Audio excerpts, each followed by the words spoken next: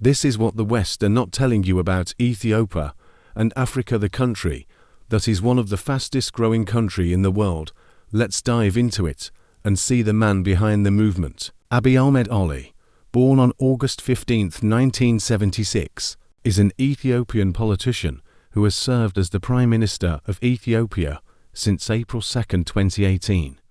His ascent to power marked a significant shift in Ethiopian politics and has been characterized by both progressive reforms and notable challenges. Early life and military career.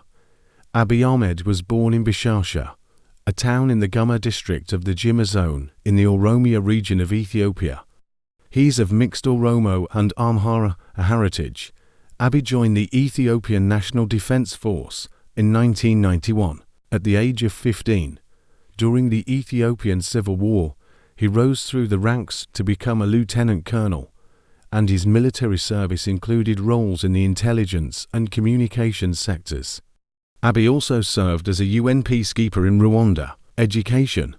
Throughout his military and political career, Abiy prioritized education. He earned a bachelor's degree in computer engineering from the Microlink Information Technology College in Addis Ababa. Later, he received a master's degree in transformational leadership from the University of Greenwich, London, followed by a doctorate in peace and security studies from Addis Ababa University. His doctoral dissertation explored religious conflict and proposed strategies for reconciliation in Ethiopia. Political rise. Abiy's political career began in earnest within the ranks of the Oromo Democratic Party (ODP), part of the ruling Ethiopian People's Revolutionary Democratic Front (EPRDF) coalition. His rapid rise in politics was marked by his election as the head of the ODP and his subsequent appointment as the leader of the EPRDF, paving his way to become Prime Minister. As Prime Minister, Abiy has implemented significant reforms. Political liberalization. He lifted the state of emergency early, released thousands of political prisoners, and unbanned numerous outlawed political groups. Economic reforms. Abiy initiated major economic changes, including the privatization of state enterprises and liberalization of several sectors to boost economic growth and foreign investment. Peace with Eritrea. Perhaps most notably, in 2018, he signed a peace agreement with Eritrea, ending a 20-year military standoff following the Eritrean-Ethiopian War. This achievement earned him the 2019 Nobel Peace Prize. Regional and internal conflict. Despite these advances, Abiy's tenure has been marred by significant challenges, including ethnic tensions and conflicts within Ethiopia. The most severe of these has been the conflict in the Tigray region, which escalated in late 2020 and has led to widespread humanitarian crises and allegations of human rights abuses. Abiy's leadership continues to be a complex blend of transformative policies and internal strife, reflecting the multifaceted challenges of governing a diverse nation like Ethiopia. Abiy Ahmed is married to Zinash Tayaku, an Ethiopian religious singer whom he met while serving in the Ethiopian National Defense Force. The couple has 3 daughters and 1 recently adopted son. Abiy's personal life, especially his family, is generally kept out of the public spotlight, reflecting his preference for privacy regarding his domestic affairs. Join our adventure and never miss out. Subscribe now to get the latest updates and be part of our growing community. We're all about sharing tips, tricks, and smiles. Let's make every day exciting together. His multicultural background is also notable, as he was born to a Muslim father and a Christian mother. This diverse religious and ethnic heritage is often highlighted as a symbol of his potential to bridge communal divides in Ethiopia. Ethiopia, a country marked by deep ethnic and religious diversity. His family background and upbringing in a mixed religious environment have significantly influenced his approach to politics and governance, emphasizing inclusivity and reconciliation. Abiy Ahmed and his wife, Zinash Tayaku, have 3 biological daughters and one adopted son. Their names and specific details about them are not widely publicized, as Abiy prefers to keep his family life private. The adoption of their son was publicly noted around the time of Abiy's receipt of the Nobel Peace Prize in 2019, highlighting his family's commitment to compassion and social responsibility. Beyond these general details, there is little public information available about his children, reflecting Abiy's intention to shield them from the public eye and allow them a semblance of normalcy despite his high-profile role as Ethiopia's Prime Minister. Ethiopia's economy is one of the fastest growing in the world, with a range of factors contributing to its development and challenges. Here's a detailed look at Ethiopia's economic landscape, growth and development. Ethiopia has experienced high economic growth rates for over a decade, averaging about 10% annually from 2004 to 2014, and slightly slower but still robust growth in subsequent years. This growth has been driven by public investments in infrastructure, such as roads, railways, and energy projects, as well as by agriculture and services. The government has also focused on developing industrial parks to boost manufacturing. Agriculture remains the backbone of the Ethiopian economy, employing about 80% of the total population and contributing a significant portion of the country's GDP. The sector is primarily based on subsistence farming, with coffee standing out as the country's most important export commodity. Ethiopia is the largest coffee producer in Africa and the fifth largest in the world. Other significant agricultural products include oilseeds, pulses, and cut flowers. Industrialization and manufacturing. Under its development plans, Ethiopia has prioritized industrialization, particularly through the development of industrial parks dedicated to textiles, leather goods, and other manufacturing sectors. This strategy aims to transform Ethiopia into a middle-income country by 2025. The government provides various incentives to attract both foreign and domestic investments into these sectors. Challenges. Despite significant growth, Ethiopia faces several economic challenges. Poverty and unemployment. A large portion of the population still lives below the poverty line. Unemployment remains high, particularly among the youth. Inflation. The country has struggled with high inflation rates, particularly in food prices, affecting the purchasing power of its citizens. Foreign exchange shortages. Ethiopia faces chronic shortages of foreign currency, partly due to the high costs of importing essential goods, like fuel and machinery, which limits its ability to pay for these imports. Debt levels. Rapid buildup of public debt, much of it from foreign creditors, to finance infrastructure projects, poses a risk to economic stability. The country has engaged in some debt restructuring to manage these concerns. Political and ethnic conflicts. Internal conflicts, notably in the Tigray region, have disrupted economic activity and pose a threat to national stability and growth. Recent economic reforms. Under Prime Minister Abiy Ahmed, Ethiopia has initiated significant economic reforms aimed at liberalizing the economy. These include plans to privatize key state-owned enterprises like telecommunications and airlines, and liberalizing sectors like banking and logistics to foreign investment. In summary, while Ethiopia's economy shows impressive growth and vast potential due to its strategic initiatives in agriculture, industrialization, and reforms, it also faces significant challenges that need careful management to ensure sustainable development. Let's talk about the President of Ethiopia, the first woman to become president in the history of Ethiopia. The President of Ethiopia is Sahle-Work Zewde.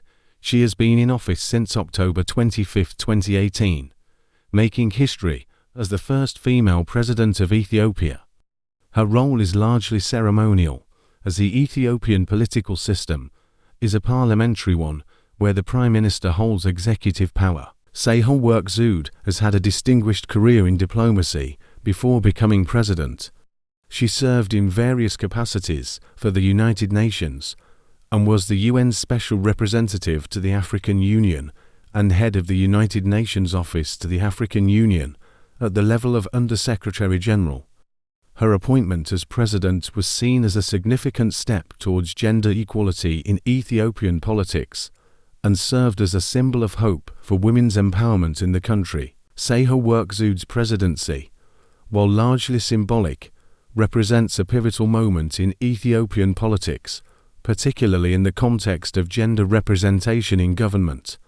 Sahle-Work Zewde was born on February 21, 1950, in Addis Ababa, Ethiopia. She attended the University of Montpellier in France, where she studied natural science. Her career in diplomacy began in earnest when she joined the Ministry of Foreign Affairs of Ethiopia in 1989. Over the years, Sahle-Work has held various significant diplomatic posts. Ambassador to Senegal ** with accreditation to Mali, Cape Verde, Guinea-Bissau, Gambia, and Guinea 1989 to 1993. Ambassador to Djibouti ** and permanent representative to the Intergovernmental Authority on Development IGAD 1993 to 2002. Ambassador to France ** permanent representative to the United Nations Educational, Scientific and Cultural Organization UNESCO, and was accredited to Tunisia and Morocco 2000 to 2006. United Nations. Before becoming president, Sahle-Work had a prominent role within the United Nations. She served as Director General of the United Nations Office at Nairobi ** Union, making her the first woman to hold that position. Special Representative of the UN Secretary General to the African Union and head of the UN Office to the African Union ** at the rank of Under-Secretary General. As President, Sahle-Work Zewde's appointment as President was part of a broader initiative by Prime Minister Abiy Ahmed's government to promote gender equality. Her role, though primarily ceremonial, serves as an important figurehead position in the country. She has used her platform to advocate for women's rights and peace. Her speeches often focus on the importance of education, women's empowerment, and the need for peace and reconciliation in Ethiopia and across the continent. Impact and influence. While the president's role in Ethiopia does not encompass executive powers, Sahle-Work Zewde's influence is felt through her advocacy and representation.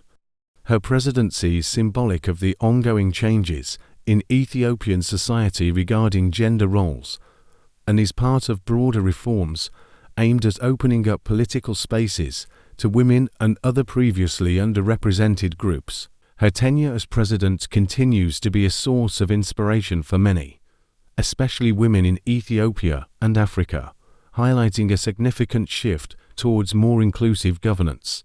Overview of Addis Ababa. Addis Ababa, often referred to as the political capital of Africa due to its historical, diplomatic, and political significance, serves as the headquarters for numerous international organizations, including the African Union and the United Nations Economic Commission for Africa, UNECA.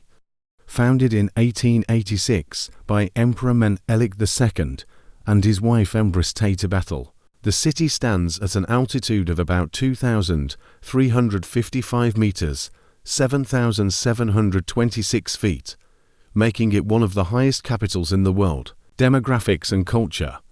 Addis Ababa is a vibrant, bustling city that reflects Ethiopia's diverse ethnic tapestry. It is home to over 3 million people from various ethnic, cultural, and religious backgrounds.